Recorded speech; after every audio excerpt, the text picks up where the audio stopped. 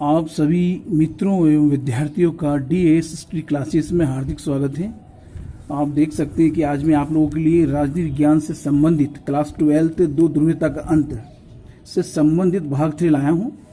इसके पूर्व हमने 2 वीडियो जो मैंने आप लोगों के लिए बनाई थी और उसमें कुछ बातों पे चर्चा हुई थी और मैंने आपको कुछ महत्वपूर्ण जानकारियाँ दी थी।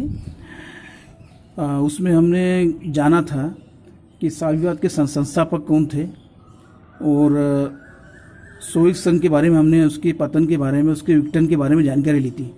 आज मैं आपको बताने वाला हूं कि सोवियत संघ के विघटन के पश्चात जो स्वतंत्र राष्ट्र बने थे, जो स्वतंत्र जो गणराज्य थे, उसके बारे में जानकारी लेंगे।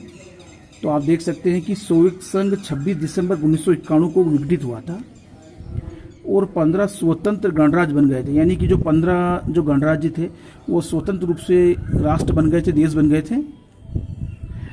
रूस सोवियत संघ का उत्तराधिकारी राज्य बना था और 15 स्वतंत्र जो गणराज्य थे उन राज्यों के नाम मैं बताने वाला हूं आप लोगों को। आप देख सकते हैं उसमें रूस है, बेलारूस है, यूक्रेन है, आर्मेनिया है, अजरबैजान है, मालदोवा है, कजाकिस्तान है और किर्गिजिस्तान है, ताजिकिस्तान है, तुर्कमेनिस्तान है। आप देख सकते हैं उज्बेकिस्तान, जॉर्जिया, एस्टोनिया, लताविया और लिथुआनिया। ये जो 15 स्वतंत्र गणराज्य हुए थे सोवियत संघ के बिखराव के बाद, उसके पतन के बाद, उसके विघटन के पश्चात, तो ये जो 15 स्वतंत्र गणराज्य हुए थे। अच्छा, इसके क्या परिणाम हुए? सोवियत संघ के विघटन के जो परिणाम निकले थे वो क्या निकले थे? तो आप देख सकते हैं इसके बारे में जानकारी है नोट्स के माध्यम से कि सोवियत संघ के विघटन के परिणाम स्वरूप सोवियत संघ की दूसरी दुनिया एवं पूरी यूरोप की समाजवादी व्यवस्था के पतन का प्रथम परिणाम क्या हुआ कि शीत युद्ध के दौर की समाप्ति के रूप में शीत युद्ध के कारण विश्व 2 गुटों में बढ़ गया था। यानी शीत युद्ध के कारण विश्व 2 गुटों में बढ़ गया था, एक संयुक्त राज्य अमेरिका और एक सोवियत संघ। और इस विवाद ने दोनों गुटों की सेनाओं को उलझाया हुआ था। हथियारों की होड़ जो होड़ थी वो तीव्र होड़ शुरू हो गई थी। परमाणु हथियारों के संचय को बढ़ावा दिया गया, यानी परमाणु हथियारों को ज़्यादा से ज़्यादा बढ़ाया गया। शीत युद्ध के समाप्त होने से हथियारों की होड़ भी समाप्त हो गई और संसार में नई शांति की संभावना का जन्म हुआ। तो इसके विघटन के परिणाम हुए और भी परिणाम हुए इसके। सोवियत संघ के विघटन से संपूर्ण विश्व में साम्यवाद का प्रभाव कम हो गया, यानी साम्यवाद एक तरह से खत्म हो गया, जिसके परिणाम स्वरूप संयुक्त राज्य अमेरिका की पूंजीवादी विचारधारा को अंतर्राष्ट्रीय स्तर पर अपनी पेट बनाने का अवसर प्राप्त हुआ। यानी अंतर्राष्ट्रीय स्तर पर उसको अपनी धाक जमाने का एक अच्छा मौका मिला संयुक्त राज्य अमेरिका को सोवियत संघ के विघटन होने से। तथा पूंजीवादी अर्थव्यवस्था जो थी धीरे धीरे अंतर्राष्ट्रीय स्तर पर विश्व की सबसे प्रभावशाली अर्थव्यवस्था बन गई। यानी साम्यवाद के स्थान पर जो पूंजीवादी जो अर्थव्यवस्था थी उसके सामने टक्कर में, यानी कि पूंजीवादी जो अर्थव्यवस्था थी वो धीरे धीरे अंतर्राष्ट्रीय स्तर पर विश्व की सबसे प्रभावशाली अर्थव्यवस्था बन गई। सोवियत संघ जो कि 15 गणराज्यों से मिलकर एक महाशक्ति बना था, लेकिन सोवियत संघ के विघटन के कारण उसकी शक्तियों में कमी आई और साथ ही सभी 15 गणराज्य जो है वो स्वतंत्र हो गए। सोवियत संघ के विघटन के बाद कुछ साम्यवादी देश जो थे वो अमेरिका से मिल गए और कुछ यूरोपीय संघ में शामिल हो गए। तो कुछ अपनी सुरक्षा के लिए नाटो के सदस्य बनना चाहते थे। नाटो जो कि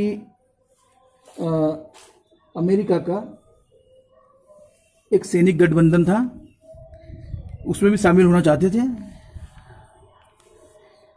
सोवियत संघ के विघटन के परिणाम स्वरूप सभी गणराज्यों की जो आर्थिक और जो राजनीतिक व्यवस्था जो थी वो कमजोर हो गई थी, यानी कि उनके टूटने से, और 90% उद्योगों को निजी कंपनियों के हाथ में देना पड़ा, उनको बेचना पड़ा। इसलिए इसे इतिहास की सबसे बड़ी गराज सेल भी कहा जाता है, यानी कि उसे इतिहास की सबसे बड़ी गराज सेल भी कहा जाता है। क्योंकि 90% उद्योगों को किसके हाथों बेचना पड़ा? निजी कंपनियों के हाथों बेचना पड़ा। इसलिए इसे इतिहास की सबसे बड़ी गराज सेल भी कहा जाता है। ये सब सोवियत संघ के विघटन के परिणाम स्वरूप हुए थे। सोवियत संघ के विघटन के साथ ही अन्य साम्यवादी देशों की एकता समाप्त हो गई, यानी उनमें जो मिलजुल के जो काम करते थे वो सब समाप्त हो गया। और परिणाम स्वरूप क्या हुआ कि चेचन्या तथा दागिस्तान में हिंसात्मक अलगाव आंदोलन चले तथा तजाकिस्तान 10 वर्षों तक गृह युद्ध चपेट में रहा तथा वहाँ के जो पेट्रोल संसाधनों पर अन्य देश अपनी नजरें गड़ाए बैठे थे। देखिए आगे है इसका 8वां पॉइंट कि यूगोस्लाविया भी कई छोटे छोटे टुकड़ों में बढ़ गया। यानी ये सभी जो कि सोवियत संघ के विघटन के पश्चात जो नए राष्ट्र बने थे, तो यूगोस्लाविया भी कई छोटे छोटे टुकड़ों में बढ़ गया। इस प्रकार सोवियत संघ के विघटन के कई बड़े और भयंकर परिणाम निकले। यानी कि जैसा आपने भी देखा है कि चेचन्या तो दागिस्तान में भी हिंसात्मक अलगाव आंदोलन चले तथा तजाकिस्तान 10 वर्षों तक गृह युद्ध की चपेट में रहा।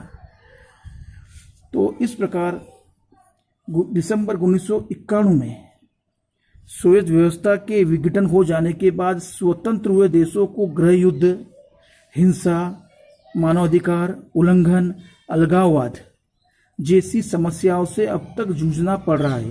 यानी उन समस्याओं से उनको अब तक निपटना पड़ रहा है सोवियत संघ के विघटन के पश्चात। साथ ही इन क्षेत्रों में विदेशी ताकतों का हस्तक्षेप बढ़ा।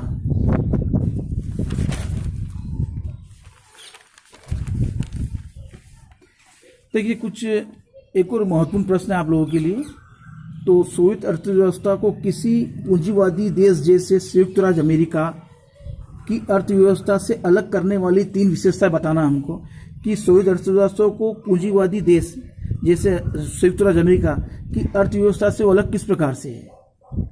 तो सोवियत अर्थव्यवस्था जो थी वो समाजवादी थी, जिसमें संपूर्ण नियंत्रण जो था वो राज्य के हाथ में होता था, जबकि पूंजीवादी जो अर्थव्यवस्था में जो नियंत्रण तो होता था वो निजी हाथों में होता था। सोवियत संघ में अर्थव्यवस्था योजनाबद्ध और राज्य के नियंत्रण में थी, जबकि पूंजीवादी अर्थव्यवस्था में नियंत्रण जो था वो निजी कंपनियों तथा उद्यमियों के हाथ में होता था। यानी कि जो उद्यमी लोग होते थे, जो उद्योगपति होते थे, वो उनके हाथों में होता था। सोवियत अर्थव्यवस्था समाजवादी थी, जबकि अमेरिकी अर्थव्यवस्था जो थी वो पूंजीवादी है। तो ये दोनों में कुछ अंतर है। देखिए भारत जैसे देशों, हम उसे कह सकते हैं गुट निरपेक्ष देश या विकासशील देश के लिए सोवियत संघ के विघटन के क्या परिणाम हुए।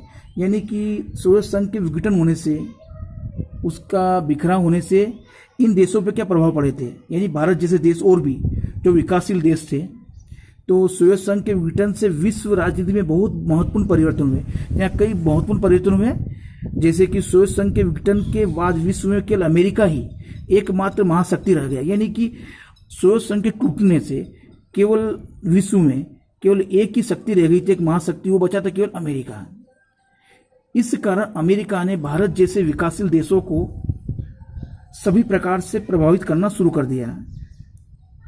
यानी एक तरह से कह सकते हैं कि अमेरिका ने सभी देशों में हस्तक्षेप करना शुरू कर दिया। भारत जैसे अन्य विकासशील देशों की भी यह मजबूरी थी कि वे अपने विकास के लिए अमेरिका के साथ चले।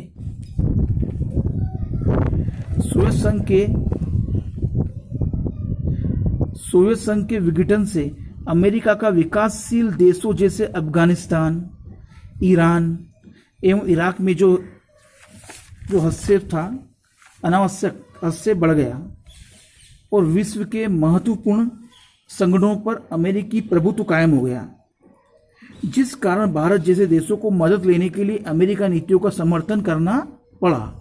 यानी कुछ मजबूरियां थी, क्योंकि भारत जैसे जो अन्य देश थे, विकासशील देश, गुट निरपेक्ष देश, वो किसी भी गुट में शामिल नहीं होना चाहते, लेकिन उनकी मजबूरी थी कि सोवियत संघ के विघटन के पश्चात उन्हें संयुक्त राज्य अमेरिका से किसी भी मजबूरी में किसी भी कारण से सहयोग लेना पड़ा और उसकी नीतियों का समर्थन करना पड़ा। देखिए, अभी हमने कुछ चीज़ समझी थी कि इसके बाद जो अगला पॉइंट है आप लोगों के लिए वो है भारत के रूस सहित उत्तर साम्यवादी देशों के साथ संबंध, है ना। तो इसके बारे में हम जानेंगे। कुछ महत्वपूर्ण पॉइंट लाया हूं मैं आप लोगों के लिए कि भारत ने सोवियत संघ के विघटन के बाद, उसके बिखराव के बाद भी सभी उत्तर साम्यवादी देशों के साथ अच्छे संबंध रखे, विशेषकर रूस के साथ, है ना।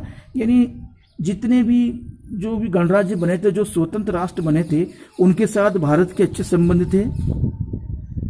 तो आप देख सकते हैं कि सोवियत संघ के विघटन के उपरांत सभी स्वतंत्र गणराज्यों के साथ भारत के जो संबंध थे वो मैत्रीपूर्ण संबंध बने रहे। और 1993 में रूसी राष्ट्रपति येल्त्सिन ने भारत की यात्रा की और 1 जुलाई 1994 को प्रधानमंत्री नरसिम्हा राव ने रूस की 4 दिवसीय यात्रा की। वो भी वहाँ पे गए थे 4 दिन के लिए। और इस यात्रा से प्रतिरक्षा, राजनीतिक और व्यापारिक संबंधों की बाधाएं दूर हुई। यानी इन क्षेत्रों में उन्होंने बातचीत की और सफलता प्राप्त की और उन बाधाओं को दूर किया। यानी कि इन देशों से आना जाना लगा रहा हमारा। और वर्ष 2007 में भी रूसी राष्ट्रपति पुतिन ने भारत की यात्रा की तथा विभिन्न व्यापारिक समझौतों पर हस्ताक्षर किए। इस प्रकार हम कह सकते हैं कि भारत ने केवल रूस के साथ ही नहीं अपितु उत्तर साम्यवादी देशों या पूर्व सोवियत संघ के गणराज्यों, हम जो उत्तर साम्यवादी देशों ये को हम पूर्व सोवियत संघ के जो गणराज्य स्वतंत्र थे उनके बारे में बात कर रहे हैं, उन्हीं को कहते हैं, के साथ अपने अच्छे राजनीतिक, सांस्कृतिक तथा व्यापारिक संबंध कायम किए। तो देखिए, मैंने अपनी तीसरी वीडियो के माध्यम से कुछ जानकारी आपको उपलब्ध कराई है और मेरी आपसे रिक्वेस्ट है कि आप चैनल से जुड़ें।